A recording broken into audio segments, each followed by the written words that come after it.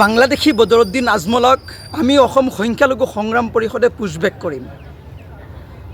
সঁচা শুনিছে, আমি অসম সংখ্যালঘু সংগ্ৰাম পৰিষদে এই বাংলাদেশী বদৰুদ্দিন আজমলক আমি বাংলাদেশলৈ পঠিয়াম, বাংলাদেশত প্ৰেৰণ কৰিম।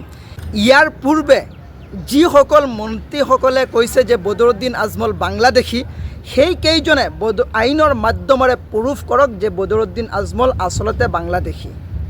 যদি বদৰুদ্দিন আজমলক বাংলাদেশী কোৱা সকলে আইনৰ মাধ্যমত বদৰুদ্দিন আজমলক বাংলাদেশী বুলি প্ৰুফ কৰিব পাৰে, আমি চৰকাৰ প্ৰশাসনৰ কথা নাজানো, আপোনালোকে পুছবেক নকৰিলেও আমি অসম সংখ্যালঘু সংগ্ৰাম পৰিষদে বদৰুদ্দিন আজমলক বাংলাদেশত পুছবেক কৰিম। কাৰণ এইখন অসমত, এইখন ভাৰতত বাংলাদেশীৰ কোনো স্থান নাই। বদৰুদ্দিন আজমল যদি বাংলাদেশী হয়, আমি এবাৰ নহয়, দুবাৰ নহয়, 100 বাৰ আমি বদৰুদ্দিন আজমলক বাংলাদেশলৈ প্ৰেৰণ কৰিম। কিন্তু বদৰুদ্দিন আজমল যে বাংলাদেশী, সেয়া কিন্তু আইনৰ মাধ্যমেৰে সেই কেইজন মন্ত্ৰীয়ে প্ৰুফ কৰিব লাগিব, যেই কেইজন মন্ত্ৰীয়ে বদৰুদ্দিন আজমলক বাংলাদেশী বুলি কৈছে। যিজন মানুহ 3 বাৰৰ সাংসদ, এইবাৰ লৈ 3 বাৰৰ বিধায়ক, আজি 20 বছৰৰ পৰা ৰাজনীতিত এক সবল নেতৃত্ব দি আছে, সেইজন মানুহক আপোনালোকে বাংলাদেশী বুলি যে অভিহিত কৰিছে, আপোনালোকৰ চৰকাৰে এইখন দেশত কি কৰি আছে? এজন মানুহ বাংলাদেশী জানিও আপোনালোকে বাংলাদেশত প্ৰেৰণ কৰিব পৰা নাই কিয়? আৰু বাংলাদেশী হিচাপে আপোনালোকে আইনৰ মাধ্যমেৰে প্ৰুফ কৰিব পৰা নাই কিয়?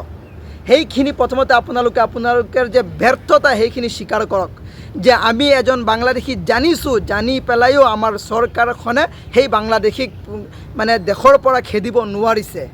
সেই আপোনালোকৰ ব্যৰ্থতাখিনি আপোনালোকে আগতে আপোনাৰ ৰাজহুৱা কৰক যে আমি ব্যৰ্থ হৈছোঁ, বদৰুদ্দিন আজমলৰ দৰে এজন বাংলাদেশী দেশত আছে, কিন্তু আমাৰ চৰকাৰে সেই বাংলাদেশীক খেদিব নোৱাৰিছে। সেইখিনি আপোনালোকে স্বীকাৰ কৰক। বদৰুদ্দিন আজমল কেতিয়াও বাংলাদেশী হ'ব নোৱাৰে। বদৰুদ্দিন আজমলৰ পিতৃ যিজন আজমল আলী চাহাব আছিলে, এই 51ত যি 51 সংজ্ঞা আপোনালোকে নাগৰিকত্বৰ বৰ্ষপূৰ্তি ধৰিছে, সেই তেতিয়াৰ পৰাই বদৰুদ্দিন আজমলৰ পিতৃ এজন সফল ব্যৱসায়ী এইখন ভাৰত, এইখন অসমৰ। কেনেকৈ বদৰুদ্দিন আজমল বাংলাদেশী হয়?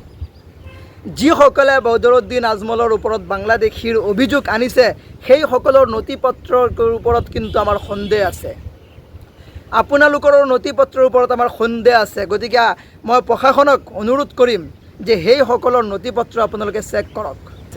মই আকৌ কৈছোঁ, আপোনালোকে যদি আইনৰ মাধ্যমেৰে বদৰুদ্দিন আজমল বাংলাদেশী হয় বুলি প্ৰুফ কৰিব পাৰে, আমি অসম সংখ্যালঘু সংগ্ৰাম পৰিষদে বদৰুদ্দিন আজমলক বাংলাদেশলৈ পঠিয়াব পাৰিম। গতিকে আপোনালোকে আগতে প্ৰুফ কৰক, নহ'লে বদৰুদ্দিন আজমলৰ ওচৰত আপোনালোকে ক্ষমা বিচাৰক, যেই কেইজনে বদৰুদ্দিন আজমলৰ ওপৰত এই বাংলাদেশীৰ মিছা অভিযোগ আনিছে।